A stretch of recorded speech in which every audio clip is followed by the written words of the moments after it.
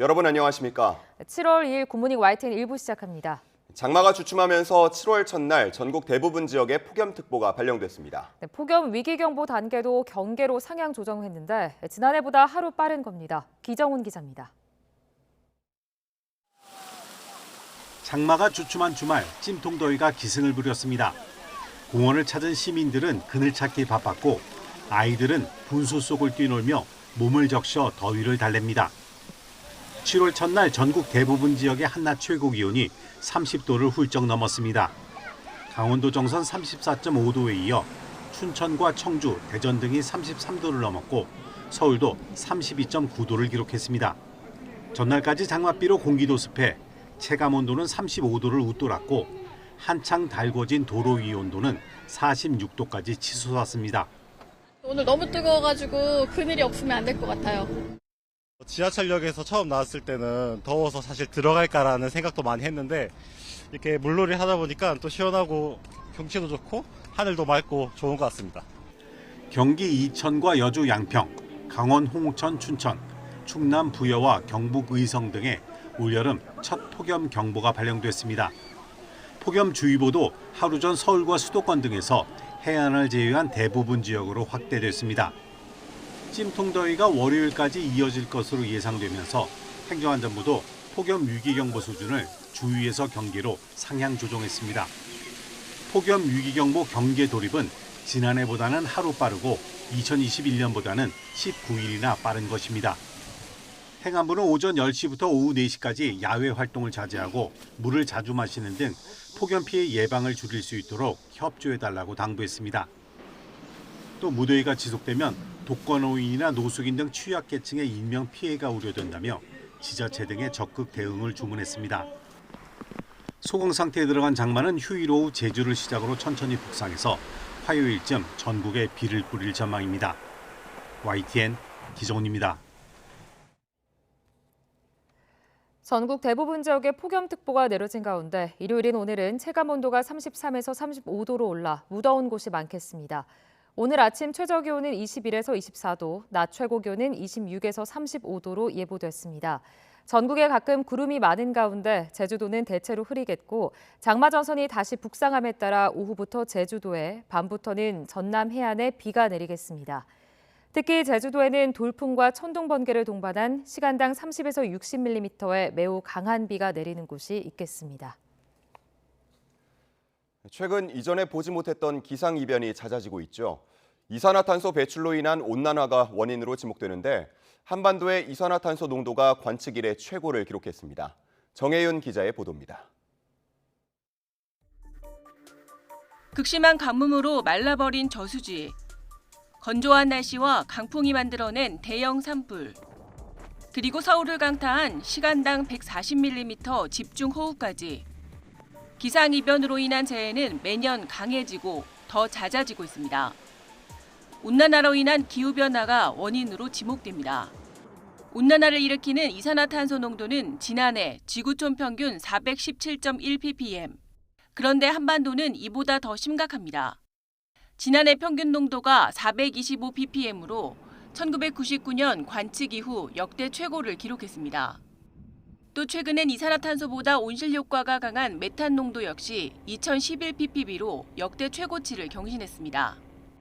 계속 경신하고 있습니다. 연평균 농도를 보면 계속해서 떨어지지 않고 증가를 했고요. 온실가스 특성상 대기 중에서 수명이 거의 한 200년 이렇게 되기 때문에 계속해서 누적이 된다고 보시면 되거든요. 배출량을 감소해도 이미 대기 중에 배출된 온실가스로 인해 온난화 추세는 쉽게 꺾이지 않는 겁니다. 온난화로 인한 기상이변이 지구촌 기후위기로 여겨지는 이유입니다. YTN 정혜윤입니다. 지난달 중순 전국 곳곳에 우박이 쏟아지면서 농작물 피해가 심각했는데요. 이상기후에 이어 이번에는 과일나무의 치명적인 질병까지 전국적으로 확산하면서 농가에 비상이 걸렸습니다. 홍성욱 기자입니다. 파종 시기도 아닌데 밭 전체를 갈아엎었습니다. 나무가 빼곡하던 과수원은 사라졌고 접근 금지 제한선이 설치됐습니다. 과일나무의 잎이나 줄기가 검게 타 말라 죽는 과수화상병이 발생한 겁니다. 과일나무의 치명적인 과수화상병이 빠르게 확산하고 있습니다. 특히 최북단 지역인 이곳 강원도 양구까지 과수화상병이 발생하면서 농민들의 걱정이 갈수록 커지고 있습니다. 지난 2015년 국내에서 처음 발생했는데 피해가 매년 반복되고 있습니다. 올해는 충북 충주를 시작으로 충남과 경기, 전북, 경북, 강원도까지 바이러스가 번졌습니다. 감염 경로 확인이 어려운데 치료제나 백신도 없습니다. 나무 수령과 면적에 따라 보상금이 지급되지만 걸리면 모두 뽑아 폐기해야만 하고 3년간 과일나무를 다시 심지 못해 농민 피해가 심각합니다.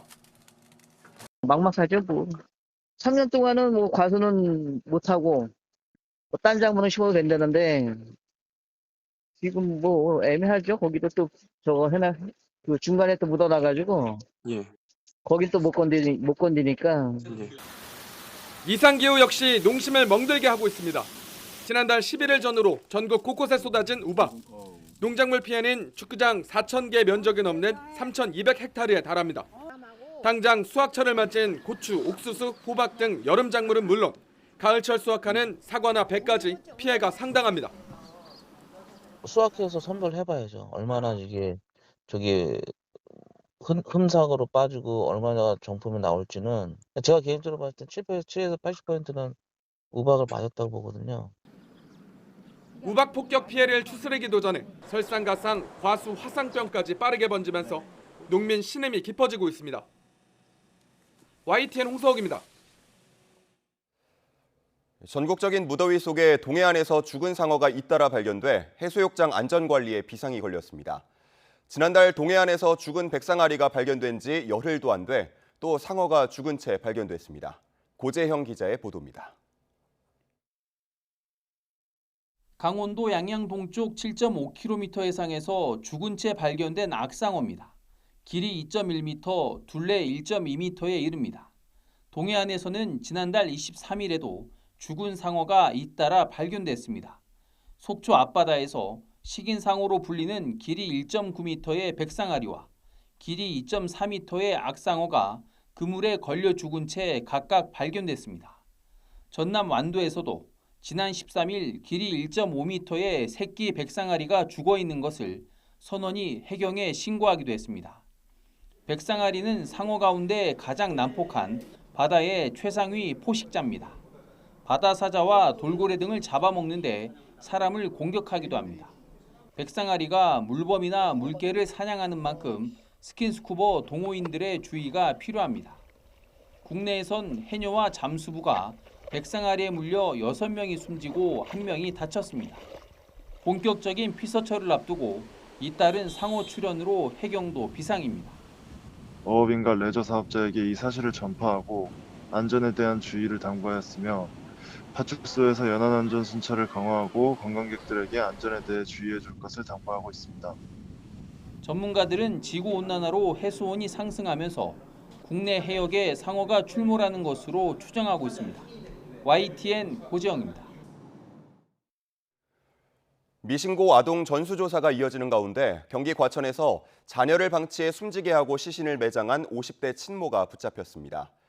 같은 날 수원에서 붙잡힌 20대 여성은 사망한 아이를 대전 야산에 묻었다고 했다가 진술을 번복해 경찰이 수색에 난항을 겪고 있습니다. 김태원 기자의 보도입니다. 태어났지만 출생신고는 안 된 모든 유령아동 행적을 추적하는 경찰이 밤 10시쯤 50대 여성 A씨를 경기 과천 자택에서 긴급 체포했습니다.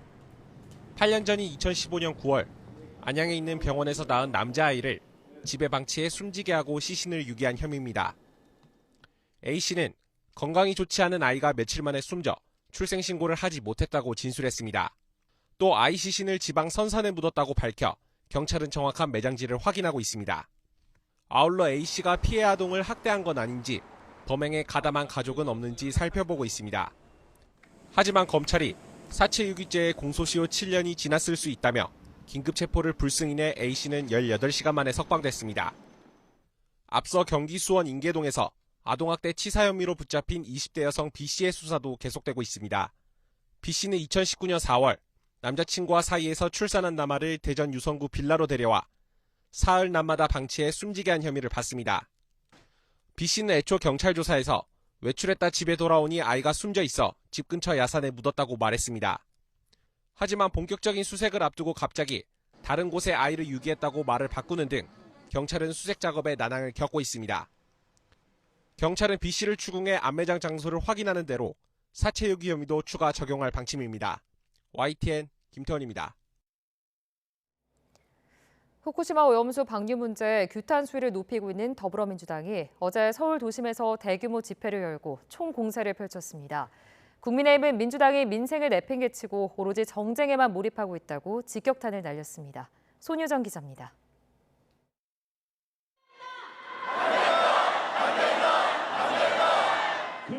민주당이 후쿠시마 원전 오염수 방류 반대를 기치로 총동원령을 내리고 서울에서 첫 대규모 장외 집회를 열었습니다. 규탄 대회에는 최고위원을 비롯한 지도부는 물론 17개 시도위원장과 당원들까지 총출동해 정부와 여당에 대한 압박 수위를 높였습니다. 지난 5월 시작한 오염수 방류 저지 대국민 서명이 한 달여 만에 130만 명을 넘겼다면서 국민적 불안이 큰 만큼 정부 여당은 괴담 운운하지 말고 대한민국 주권을 지키기 위해 앞장서 싸워야 한다고 주장했습니다. 당당하게 일본 하지 마라 이렇게 말해야 하고 안전성 검증 같이 하자 이렇게 말해야지 세상에 반대하는 국민들을 괴담 유포한다고 수사한다고 협박하는 나라가 어디 있습니까? 국민의힘은 전 정부가 정한 오염수 방류 대책을 그대로 따르고 있는데 민주당이 이제와 다른 소리를 한다고 꼬집었습니다. 특히 장외 집회에 매달리며 정작 민생은 내팽개쳤다고 맹비난했습니다. 민주당이 민생은 내팽개치고 오로지 정쟁하는 데만 몰입하고 있습니다. 이런 식으로 장외 집회에 계속 매달리면서 민생을 내팽개치면 국민들의 심판을 받게 될 것입니다. 민주당은 이번 달 서울을 시작으로 호남과 충청, 제주 등 전국을 돌며 대여 전면전에 나설 계획입니다.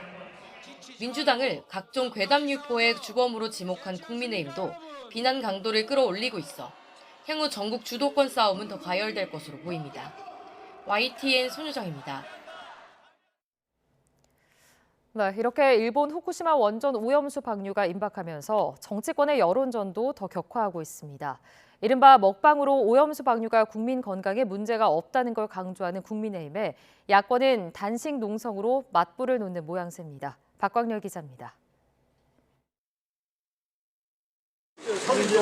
원내대표님 아무래도 영향이 많이 있죠. 웃는 게 아닙니다 지금.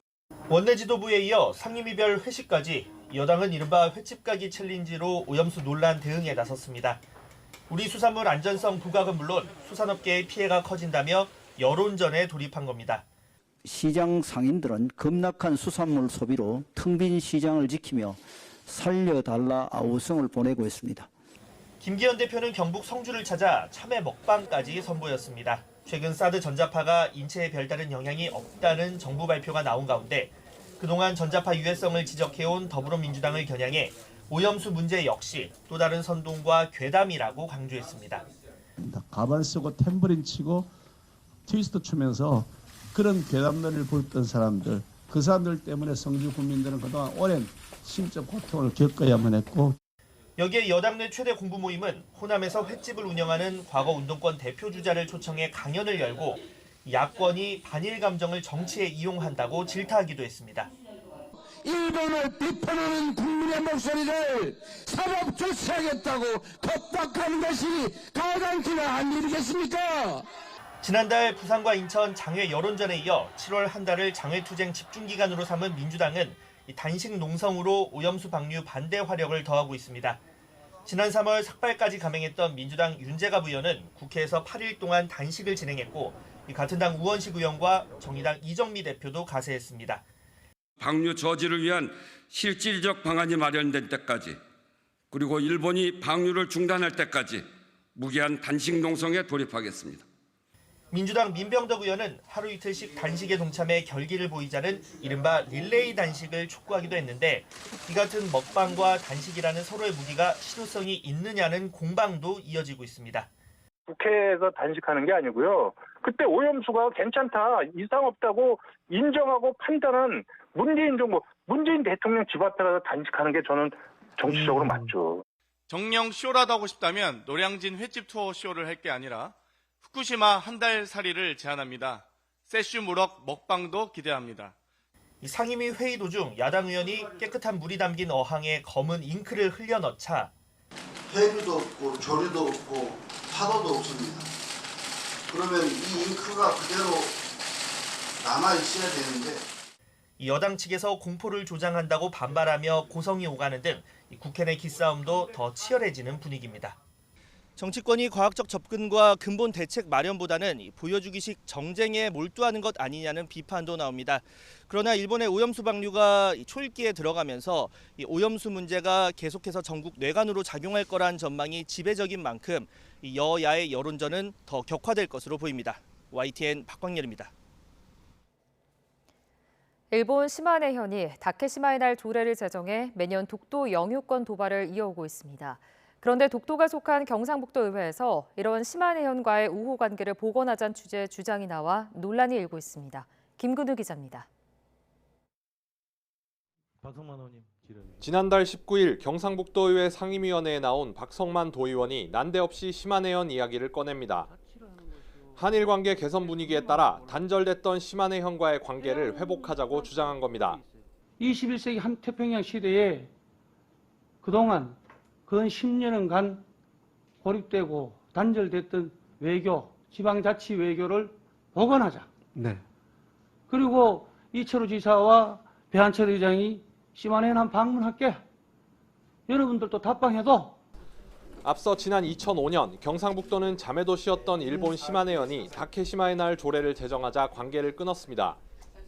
박 의원은 끊어진 관계를 복원해 정부의 움직임을 뒷받침해야 한다며 용산 대통령실도 언급합니다. 한 번쯤은 시마네현에 보내서 정부와 중앙정부와 국민의 여권 집권 여당이 이러한 해빙무들 타고 갈 때 경상북도에서 뒷받침해주면 용산에서 뭐라 그럴까? 하지만 일본이 독도 영유권 도발을 멈추지 않는 상황에서 이런 주장은 부적절하다는 지적이 나옵니다. 시마네현은 올해도 다케시마의 날 행사를 강행했고 일본 정부도 11년 연속 차관급 공무원을 행사에 보냈습니다. 요즘 들어서는 더욱더 이런 행사들의 규모도 커지고 있는 상황에서 독도가 대한민국 영토임을 확인받을 수 있는 그러한 상황이 돼야 관계 개선적인 어떤 측면에 의미가 있다라고. 박 도의원은 먼저 소통 창구를 열고 만나서 대화해야 서로 오해를 풀고 문제를 해결할 수 있다는 취지였다고 해명했습니다. 경상북도는 시마네현과의 관계 복원을 검토한 적은 있지만 구체적으로 추진할 계획은 없다고 밝혔습니다. YTN 김근우입니다. 윤석열 대통령은 취임 1년여 만에 사실상 첫 장차관 인사를 단행하며 국정장악에 한층 속도를 높였습니다. 대통령실에서 호흡한 핵심 참모들을 대거 부처 차관으로 투입했는데 기대와 우려가 교차합니다. 조은지 기자입니다.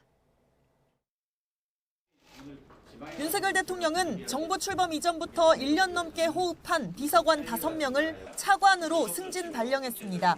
국정 철학을 체득한 실세 차관 간판과 함께 정부 부처 최전선에 전진 배치한 겁니다. 환경부 임상준 차관은 탈원전과 4대강, 사드 관련 내용을 살피고 해수부 박성훈 차관은 일본 후쿠시마 오염수 방류 대응에 앞장설 걸로 보입니다. 국토부의 부동산 문제, 과기부의 우주항공청도 속도가 중요한 작업입니다.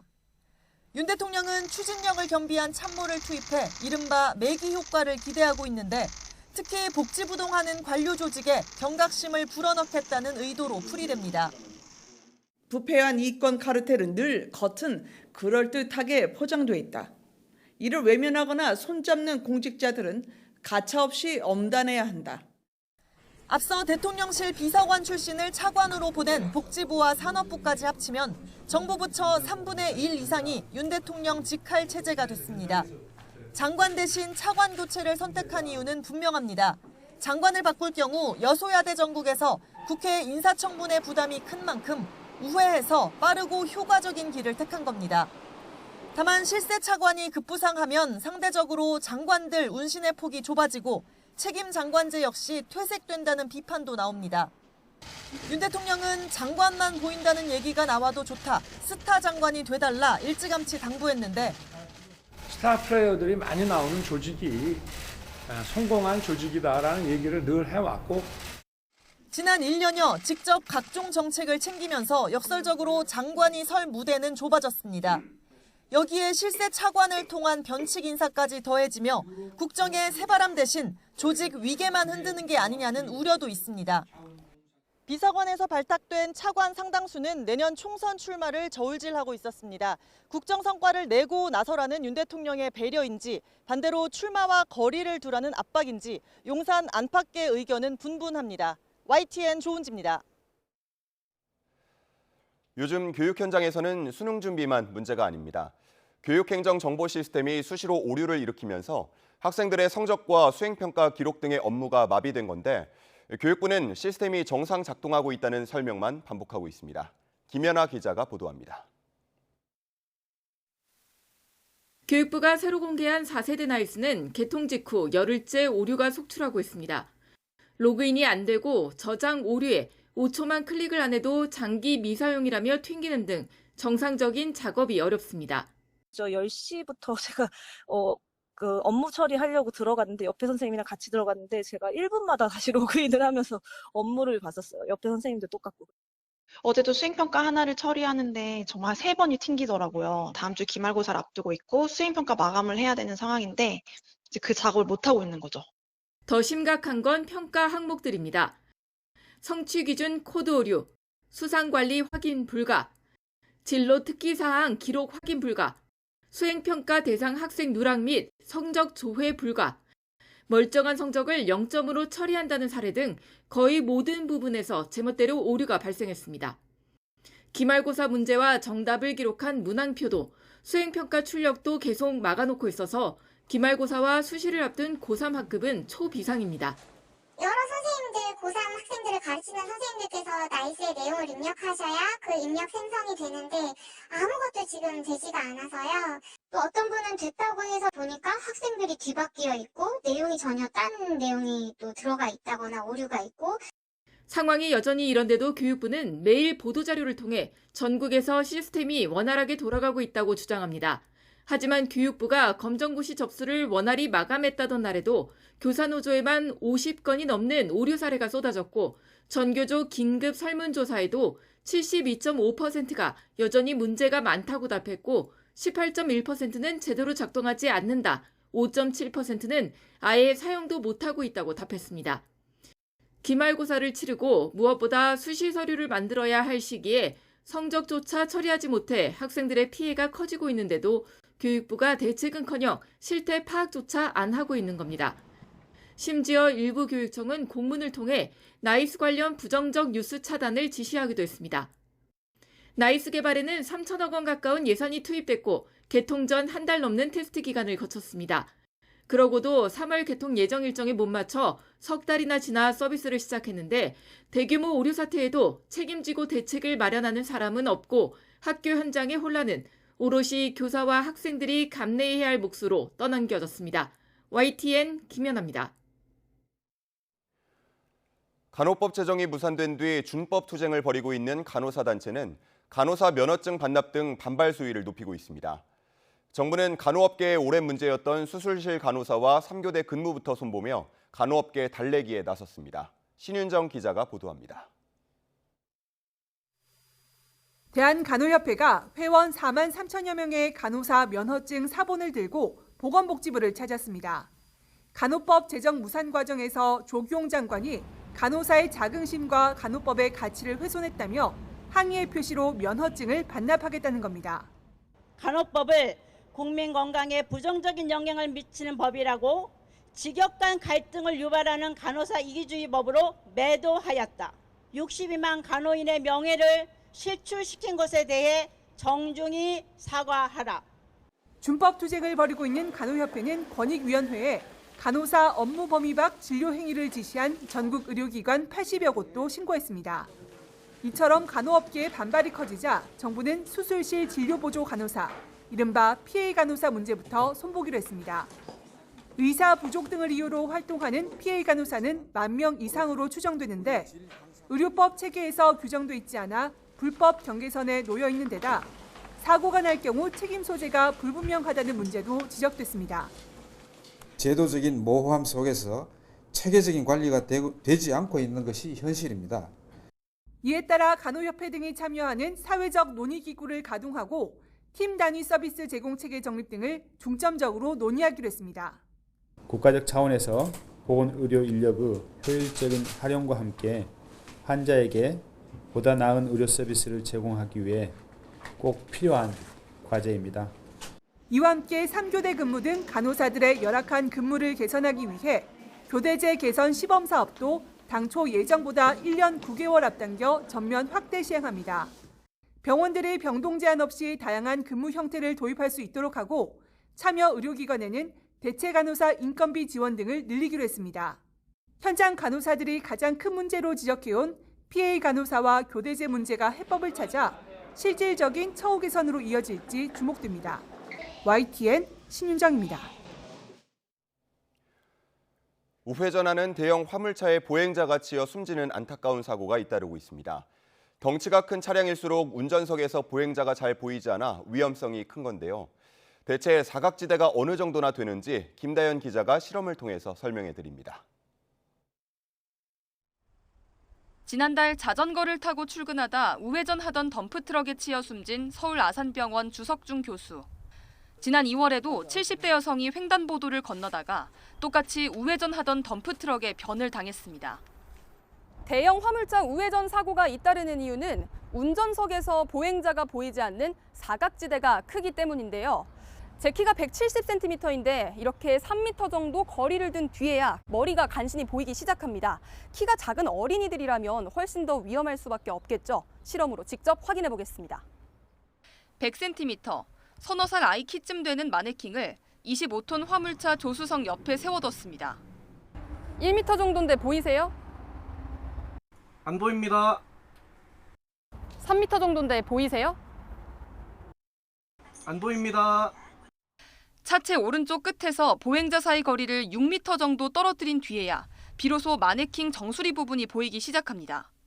6m 지점인데 보이세요? 네, 보입니다. 화물차 운전자 시야에 아이가 들어오려면 넉넉 잡아 7에서 8m는 떨어진 곳에 있어야 한다는 뜻입니다. 게다가 몸통이 긴 화물차는 뒷바퀴의 회전 반경이 커서 차량 뒤쪽에서도 사고가 일어나기 쉽습니다. 또 운전자가 바쁠수록 주위를 찬찬히 살피기 어려워지는 만큼 사고 위험성은 더 커집니다. 화물차 운전하다 보면은 이제 조금이라도 바빠지다 보면은 서둘 수도 있고 점검을 할 수 있는 거 빼먹을 수도 있다고 생각을 하죠. 화물차를 둘러싼 360도를 빠짐없이 볼 수 있도록 하는 이른바 어라운드 뷰 장치를 달면 사각지대에서 일어나는 사고를 줄일 수 있습니다. 다만 법적 설치 의무가 없는 데다 비싼 건 100에서 200만 원대로 가격도 만만치 않아서 설치하지 않는 경우가 많습니다. 볼록 거울이나 AI 센서 등 다양한 방법도 제시되는데 전문가들은 운전자가 스스로 주의를 기울여야 이런 장치들도 효과를 발휘한다고 지적합니다. 거울부터 AI 서포터가 있기 때문에 사고를 줄일 수 있는데 영향을 줄 수 있는데 과로가 되게 만연하다라는 이제 지적들이 많이 있잖아요. 이런 것들이 영향을 미칠 거라고 보고 있습니다. 더불어 보행자 역시 사각지대의 위험성을 깨닫고 함께 조심해야 한다고 강조합니다. YTN 김다현입니다. 재건축을 준비 중인 부산 대단지 아파트에서 최근 상가 점포 1개가 123개로 분할돼 거래되고 있습니다. 담당 구청이 지난해 상가 분할을 허가해서 가능해진 일인데요. 구의회가 허가 과정에 문제가 있다며 특별위원회를 꾸려 조사를 벌이고 있습니다. 김종호 기자가 보도합니다. 부산 해운대구 대단지 아파트 상가입니다. 54개 점포였던 해당 상가는 지난해 10월 176개 점포가 됐습니다.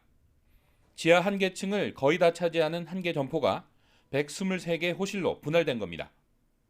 마트로 영업하던 해당 점포는 분할 이후에도 여전히 마트로 남아있는데 내부에는 123개 점포로 나눴다는 어떤 경계나 표시도 없습니다. 관련 법은 상가 건물을 여러 개 부분으로 나눠 소유할 경우 구분 점포 용도가 판매나 운수시설이어야 한다고 규정합니다. 또 경계를 명확하게 알아볼 수 있어야 하고 구분 점포별로 표지도 붙여야 한다고 명시했습니다. 그런데 지난해 접수된 해당 점포 분할 신청에 대해 담당 해운대구청은 경계 표시와 점포별 표지가 없는 걸 확인하지 않고 제출된 평면도만 보고 허가 결정을 내렸습니다. 해운대구 의회는 이런 허가 과정에 문제가 있다고 보고 지난 4월 행정사무조사 특별위원회를 구성해 조사에 들어갔습니다. 해운대구가 행정적인 절차와 법률에 근거해서 이걸 이제 업무 처리를 했는지 여부를 따져보고자 합니다. 해운대구청은 구의회와 법 해석을 서로 달리할 뿐 허가 과정에 문제가 없다면서도 법제처에 질의를 보내 법 적용에 문제가 있는지 판단을 기다리고 있다고 밝혔습니다. 만약 허가 과정에 문제가 있다는 해석이 나와도 123개로 나뉜 분할 점포에 실제로 경계 표시 등을 하면 문제가 될 게 없다는 게 해운대구 입장입니다. 지난해 분할 신청이 승인되면서 소유주는 전유 면적 9제곱미터가량씩으로 나눈 123개 점포를 2억여 원에 팔기 시작했습니다. 재건축이 진행되면 큰 이익이 날 수 있다는 광고도 활발하게 진행하고 있는데 최근까지 등기를 마친 사례가 20여 건에 달합니다. 35억 원에 매입한 상가를 가지고 이렇게 나눠서 모두 팔게 되면 200억 원이 넘는 수익이 납니다.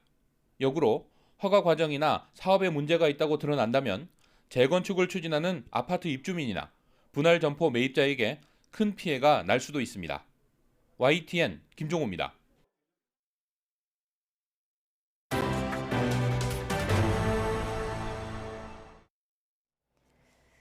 미국의 전략핵 잠수함 SSBN이 이르면 이달 중순쯤 우리나라를 찾을 것으로 보입니다.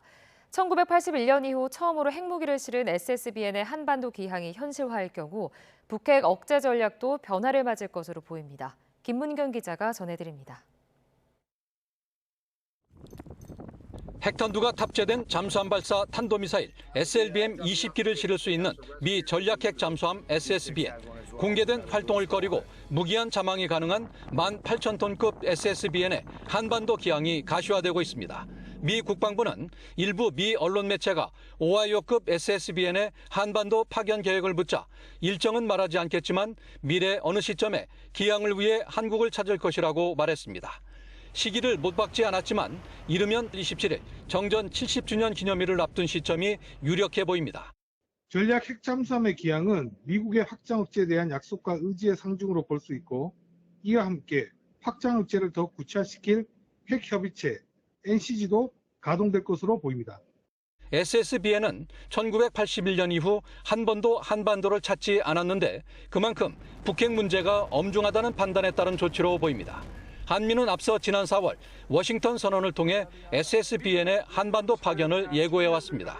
We're not going to be stationing nuclear weapons on the peninsula, but we will have visits to ports visits of nuclear submarines and things like that. We are not walking away from that. 실제로 핵무기를 탑재한 전략핵 잠수함 파견이 현실화할 경우 북핵 억제 전략도 상징이 아닌 실효적 확장 억제로 전환될 것으로 관측됩니다. 지난 16일 순항미사일을 실은 핵 잠수함도 부산에 입항해 우리 해군과 특수전 훈련을 마치고 떠나는 등 북핵 억제 전략은 지속적으로 강화되고 있다는 평가입니다. YTN 김문경입니다. 해병대 상륙작전의 핵심 전력인 기동헬기 마리논의 전력화가 7년 만에 마무리됐습니다. 여기에 더해 제작사는 무장 기능까지 갖춘 상륙 공격 헬기 개발에도 속도를 내고 있습니다. 임성재 기자입니다. 거친 바다 위를 불과 5에서 10m 높이에서 낮게 나는 헬기. 검정 잠수복을 갖춰 입은 특수 수색대가 헬기에서 바다로 거침없이 뛰어내립니다. 7년 만에 전력화가 완료된 해병대 상륙 기동 헬기 마리논입니다. 국내에서 개발된 한국형 기동 헬기 수리온을 개조한 기체로 해상과 함정에서 운영될 수 있도록 기체 방염과 부식 방지 기술을 적용했습니다. 먼 바다 등에서도 효과적으로 작전을 수행하기 위한 장거리 통신용 무전기와 보조연료 탱크도 탑재됐습니다. 현재 해병대에 30대가량이 배치된 것으로 알려진 가운데 전력화 과정에선 안타까운 사고도 있었습니다. 2018년 7월 마리논 한 대가 경북 포항에서 부품 결함으로 추락해 사망자 5명과 부상자 1명이 발생한 겁니다. 우여곡절 끝에 전력화가 마무리되면서 해병대는 상륙함으로부터 해병대 병력과 장비를 수송하는 입체적인 상륙작전을 수행할 수 있게 됐습니다. 마리논 전력화로 해병대 수건 사업인 한국난이 제대로 된 전투력을 갖춰가고 있는 것은 긍정적이지만 과거 추락사고의 원인이었던 핵심 부품, 메인 기어박스를 국산화하지 못하고 수입품으로 의존하고 있는 것에 대해서는 핵심 부품 국산화 과제도 여전히 남아 있습니다. 마리논 제작사인 한국항공 우주산업카이는 상륙작전 때 마리논을 엄호하는 역할을 할 상륙 공격 헬기 개발에도 속도를 내고 있습니다. 상륙 공격 헬기는 오는 2026년 체계 개발 완료를 목표로 모두 24대가 만들어질 예정입니다. YTN 임성재입니다. 현정은 현대그룹 회장이 다음 달 금강산에서 고 정몽원 회장 20주기 추모식을 위해 통일부에 대북 접촉 신고를 신청했지만 북한 외무성이 거절 의사를 분명히 했습니다.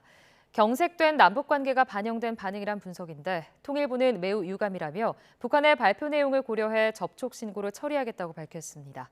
조수연 기자입니다. 현정은 현대그룹 회장 측이 추진하고 있는 방북 계획에 대해 북한 외무성이 국장 담화를 발표했습니다. 북측은 그 어떤 남한 인사의 방문 의향에 대해 통보받은 바 없다며 검토해볼 의향도 없음을 명백히 한다고 밝혔습니다. 그 어떤 남측 인사의 입국도 허가할 수 없다고 못 박았습니다. 그러면서 금강산 관광지구는 북한 영토의 일부분이므로 입국 문제에서 북한 대남기구인 아태평화위원회가 아무런 권한도 행사할 수 없다고 강조했습니다.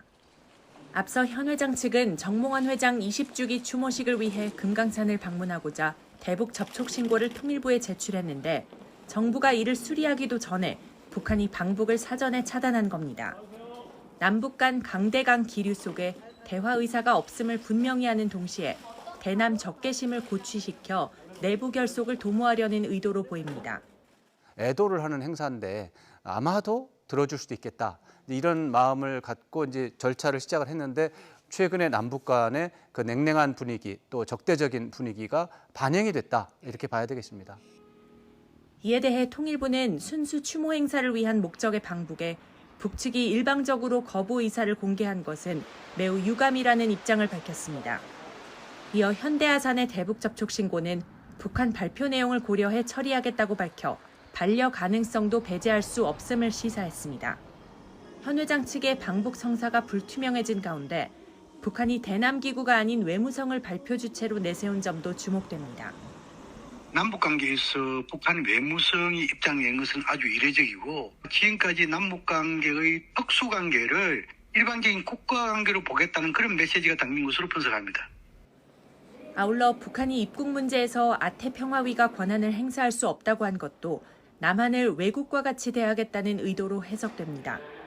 그동안 현대 측은 아태평화위와 접촉해 초청장을 받은 뒤 통일부 승인을 받으면 방북했는데 앞으로는 비자 발급 절차를 거쳐야 할 수도 있다는 관측이 나오고 있습니다. YTN 조수현입니다. 무역수지가 지난달에 11억 달러 흑자를 기록하며 16개월 만에 흑자로 돌아섰습니다. 산업통상자원부가 발표한 6월 수출입 동향을 보면 수출은 542억 달러로 지난해보다 6% 감소했으며 수입은 531억 달러로 11.7% 줄어 무역수지는 11억 달러 흑자로 집계됐습니다. 월간 무역수지가 흑자를 낸 것은 지난해 2월 이후 16개월 만입니다. 최대 수출 품목인 반도체 수출이 89억 달러로 올해 최고 수출액을 기록했고 자동차도 넉 달 연속 60억 달러 이상 수출 호조세를 이어갔습니다. 6월 수출 감소율은 6%로 연중 최저치로 떨어졌으나 올해 누적 무역 적자는 263억 달러로 집계됐습니다. 지난해 미국의 가파른 금리 인상에 보조를 맞춰왔던 각국 중앙은행들이 올해 들어서는 제갈길을 걷고 있습니다. 우리는 기준금리를 동결하고 중국은 오히려 인하했는데 그만큼 자국의 경제 상황이 더 중요해졌기 때문입니다. 김지선 기자가 보도합니다. 기축통화인 달러의 흐름은 전 세계 통화 정책에 영향을 미칩니다. 제롬 파월 미국 연준 의장의 입에 관심이 쏠릴 수밖에 없는 이유입니다. Inflation pressures continue to run high, and the process of getting inflation back down to 2% has a long way to go. 파월 의장의 연내 2차례 추가 인상 예고에도 최근 각국 통화 정책은 제각각입니다. 중국은 가라앉은 경기를 살려보겠다며 금리 인하에 나섰고 장기 침체에서 벗어나려는 일본의 제로금리 정책에 엔화 가격은 바닥을 치고 있습니다. 긴축 속도를 늦추는가 싶더니 다시 높인 국가들도 대개 국내 경제 상황에 따랐습니다. 가장 먼저 동결에 나섰다가 인상을 재개한 캐나다와 최근 깜짝 빅스텝을 밟은 영국은 탄탄한 고용과 소비 지표에 발목을 잡혔습니다. 경기 부양과 물가 안정, 어디에 방점을 찍을지 이제는 각자의 경제 상황이 더 중요해진 겁니다. 다들 유지만 해도 물가 상승률은 서서히 떨어지는 충분히 긴축적인 수준이라서 미국만큼 좋지는 않은 상황이면 물가 상승률 떨어지는 속도가 늦어져도 경기 침체 우려가 크면 그냥 금리 수준을 유지하는 것이죠. 우리나라도 지난 2월 미국보다 먼저 금리 인상을 멈춘 이후 계속 동결을 택하고 있습니다. 작년이나 그런 상황과 달리 이제 국내 요인 그리고 본연에 원래 하듯이 물가 패스를 주로 보고 환율은 보더라도 그것이 물가에 주는 영향이라든지 금융안전에 주는 영향을 보면서 할 수 있는 그런 쪽으로 지금 많이 왔다. 다음 달 미국이 추가 인상에 나서며 한미 금리 차가 2%포인트까지 벌어질 게 확실해 보이지만 한국은행은 이번에도 동결 카드를 쓸 거란 전망이 여전히 우세합니다. YTN 김지선입니다. 은행 등 금융기관이 파산했을 때 고객이 돌려받을 수 있는 예금 한도는 5천만 원으로 정해져 있습니다. 23년째 제자리인 이 한도를 올리려는 논의가 본격화하고 있습니다. 이형원 기자입니다. 우리나라 예금자 보호 한도는 5천만 원으로 묶여 있습니다. 지난 2001년 2천만 원에서 올린 뒤 23년째 제자리입니다. 이 한도를 올리자는 주장에 힘이 실린 건 지난 3월부터입니다. 미국 실리콘밸리 은행 파산 사태를 계기로 다른 나라보다 낮은 한도를 올릴 필요성에 여야가 모두 공감한 겁니다. 국회에 발의된 관련 개정안만 11건으로 한도가 2억 원에 달하는 법안까지 있습니다. 경제 규모가 커졌고 5천만 원을 초과한 예금자 비중이 너무 많아졌고 스마트폰이 대부분 다 보급이 돼 있는 상황이기 때문에 이런 일이 재발된다면 가장 먼저 뱅크런이 발생해서 이런 분위기 속에 최근 예금보험공사는 은행보험권 등 관련 협회를 잇따라 만나 한도 상향에 대한 연구 용역 보고서를 공유했습니다. 보고서에는 예금자 보호 한도를 올렸을 때 보험료율 변화 등 여러 시나리오가 담긴 것으로 파악됐습니다. 예금자 보호기금 조성을 위해 금융권이 내는 보험료가 오를 수 있는 겁니다. 시중은행 등 1금융권은 지급 불능 위험이 낮은데도 보험료만 더 내게 된다며 난색입니다. 예금 보험료 자체가 상승하는 거는 변함이 없을 거고요. 어떤 방안이 됐든 간에 예금 금리가 전반적으로 다 좀 깎이는 모양새가 나올 거고 메리트가 있느냐? 2금융권은 잘 모르겠는데 1금융권에서는 딱히 없어 보여요. 지난 2001년 한도를 올렸을 때 저축은행으로 돈이 몰렸던 만큼 그쪽에만 유리할 거라는 겁니다. 하지만 저축은행도 마냥 반기는 것만은 아닙니다. 대형사와 중소형사가 또 나뉘어 있고 보험료율이 저희 업권이 가장 높은데 그 부분이 또 인상될 우려가 있기 때문에 금융당국은 이 같은 업계 의견과 소비자 보호 측면을 모두 고려해 한도와 예보료율 등을 조정한 뒤 다음 달 국회에 보고할 방침입니다. YTN 이영훈입니다. 재건축 초과이익 부담금 완화 방안과 관련해 정부가 고액의 초과이익에 대해선 부담금을 높이는 방안을 국회 수정안으로 제시했습니다. 이에 따라 고가 재건축 단지 부담금이 늘어날 전망입니다. 이동우 기자가 취재했습니다. 초고층으로 재건축을 추진하고 있는 서울 용산구 이촌동 아파트. 한 가구당 무려 7억 7천만 원의 재건축 초과이익 환수금 예정액이 통보됐습니다. 서울 서초구 반포동에 지난 2021년 입주한 아파트도 초과이익 부담금을 가구당 1억 원 넘게 내야 하자 억울함을 호소합니다. 그런데 거기 재건축 안 했는데도 가격이 더 올랐고 우리는 재건했음에도 단지가 작게 재건축 적은데 3억을 내라 얼마를 내라 이러니까 너무 웃기다는 거죠. 말도 안 되죠. 이 원래 법이 재건축에만 해당되고 미실현 이익이고 원래 이 법이 진짜 써서는 안 될 법인데 부담금 부과를 통보받은 다른 단지에서도 반발이 잇따르자 정부는 부담을 완화하는 개편안을 지난해 발표했습니다. 하지만 국회 심의 과정에서 야당의 반대가 이어지자 정부는 고액의 초과 이익에 대해 부담금을 높이는 수정안을 국회에 제시했습니다. 면제금액 1억 원은 그대로 유지하되 부담금 부과 구간을 차등 적용해 초과이익 1억 7천만 원을 넘는 경우 부담금이 커지게 됩니다. 정부는 대신 장기 1주택자에 대한 감면을 10년 이상 보유자에 대해 최대 50%를 감면하는 안에서 20년 이상 초장기 보유자에 대해서는 60%로 확대 적용하는 방안을 내놨습니다. 전문가들은 이번 수정안에 따라 재건축 조합들이 부담을 느껴 속도 조절에 들어갈 경우 주택 공급에 차질이 빚어질 수 있다고 우려합니다. 고가 재건축 단지의 부담금이 늘어나면 아무래도 조합은 재건축 추진 속도를 조절할 가능성이 높습니다. 그렇게 되면 향후 주택 공급에 차질이 빚어지고 이는 주택 가격 상승으로 이어질 수 있습니다. 실제로 강남의 한 아파트는 거액의 재건축 부담금 예정액이 통보되자 사업 승인을 받고도 재건축 사업을 중단했습니다. 국회 심의 과정에서 재건축 부담금과 관련해 여야 의견이 크게 엇갈리는 상황에서 최종적으로 어떤 결론을 도출해낼지 관심이 쏠리고 있습니다. YTN 이동호입니다. 지난해까지만 해도 국내 수입 전기차 시장에서 압도적 1위를 달리던 테슬라가 올해 들어 판매량이 급감하고 있습니다. 5월까지 실적이 지난해보다 60%가 줄었는데요. 신차는 나오지 않고 품질과 AS에 대한 불만이 쌓여 판매 감소로 이어진 것으로 보입니다. 박홍구 기자입니다. 테슬라는 등록 대수 기준으로 올 들어 5월까지 한국에서 1,841대가 판매된 것으로 집계됐습니다. 이에 비해 벤츠와 BMW는 전기차로만 각각 2,878대와 2,246대를 팔았습니다. 지난해와 비교해 테슬라 판매량은 마이너스 60%를 기록한 데 비해 벤츠는 180%, BMW는 120%가 늘었습니다. 테슬라 부진의 가장 큰 원인은 한정된 차종에 있는 것으로 보입니다. 기존 글로벌 완성차 업체들이 신형 전기차를 속속 출시하고 있는 반면 테슬라는 수년째 4개 모델에만 머물러 있습니다. 4개 지금 기존 모델에 더 다양화하겠다는 비전이 잘 안 보이거든요. 과거에는 경쟁 모델이 없어서 테슬라를 선호했지만 최근에는 이제 경쟁 모델들이 전 모델에서 다 나타나니까 결과적으로 테슬라가 약간 밀리는 모습들이. 테슬라는 지난 2017년 국내 도입 이후 2020년과 21년 수입 전기차 시장에서 86%와 77%를 차지하며 독주했으나 지난해부터 성장세가 꺾이더니 올해는 점유율이 21%에 불과합니다.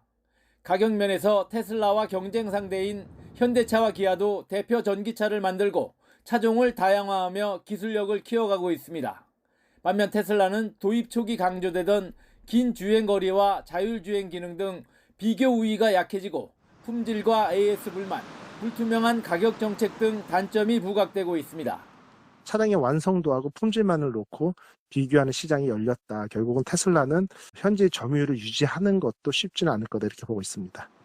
하지만 최초로 전기차를 대중화한 테슬라는 단순한 자동차 회사가 아닌 빅데이터 기업에 가깝다는 평가도 있습니다. 따라서 자율주행 시대로 갈수록 테슬라의 IT 잠재력이 발휘된다면 기존 완성차 업체들과의 경쟁이 더욱 치열해질 수 있다는 분석도 나옵니다. YTN 박홍구입니다. 열대우림을 비롯해 세계 곳곳의 숲이 자연재해나 무분별한 개발로 빠르게 사라져가고 있습니다. 그러다 보니 숲을 보호하려는 다양한 노력들도 이어지고 있는데요. 아마존 밀림에선 로봇까지 나무 심기에 나섰고 미국에선 나무를 솎아내는 간벌 작업이 한창입니다. 류재훈 기자의 보도입니다. 숲이 많은 캐나다와 미국에서는 매년 동시다발 대형 산불이 끊임없이 이어지며 막대한 인명 재산 피해를 내고 있습니다. 지나치게 빽빽한 숲과 가뭄이나 병충해로 죽은 나무들이 방치돼 불씨가 되거나 피해를 키웁니다. 이에 따라 솎아내기를 하고 죽은 나무를 걷어내는 등 대대적인 숲 정리 작업을 하고 있습니다. We're trying to reduce the threat of large-scale wildfires by reducing the number of trees across the national forests in the western U.S. 미국 정부는 연말까지 수십억 달러를 들여 10개 주 200여 지역에서 숲 정리 작업을 계속해 고질적인 산불 위험을 줄이겠다는 계획입니다. 지구의 여파 아마존 열대우림에서는 급속히 황폐해가는 숲을 살리는 게 급선무입니다. 숲이 사라지는 속도만큼 숲 재건에 필요한 나무 모종도 대규모로 필요해 스웨덴 회사가 개발한 로봇까지 활용하고 있습니다. So if we have robots here to help planting trees and local people be involved and learning technology, it'll be like pretty much battling together. 열대우림 지킴이들은 근원적으로는 수십 년째 이어지고 있는 무분별한 목재 사업이나 개간 등 아마존에서의 약탈적 이용을 개선해야 한다고 목소리를 높이고 있습니다. YTN 유재용입니다.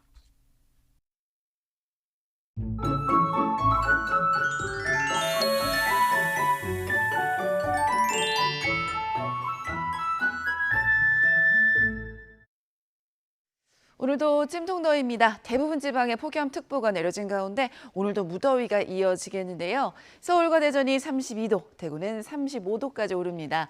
장시간 야외 활동은 자제하시고 수시로 수분 섭취해 주시길 바랍니다. 오늘 구름만 많겠지만 제주도는 오후부터 그리고 전남 해안은 밤부터 장맛비가 오겠는데요. 내일까지 제주 산간에 120mm 이상, 전남 해안에도 70mm 이상의 많은 비가 예상됩니다. 현재 강릉 기온은 26.9도로 열대야가 나타나고 있고요. 낮 기온은 서울이 32도 그리고 대구는 35도까지 오를 것으로 보입니다. 날씨였습니다. 굿모닝 YTN 1부 마칩니다. 네, 잠시 후 5시 50분 2부에서 뵙겠습니다. 여러분 고맙습니다.